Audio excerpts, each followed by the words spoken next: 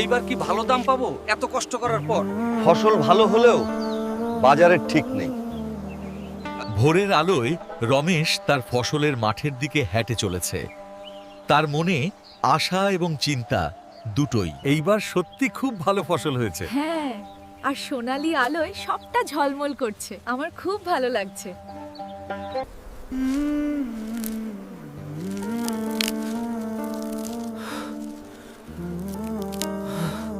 আলু, পেঁয়াজ, টমেটো, তাজা সবজি নিয়ে যান। কিন্তু বাজারে তেমন দাম পায় না।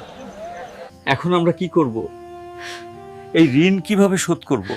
সবকিছু শেষ। আমাদের ফসলের ন্যায্য মূল্য চাই। কৃষক বাঁচাও, দেশ বাঁচাও। আন্দোলনের ফলে সরকার নতুন প্রযুক্তি শুরু করেছে।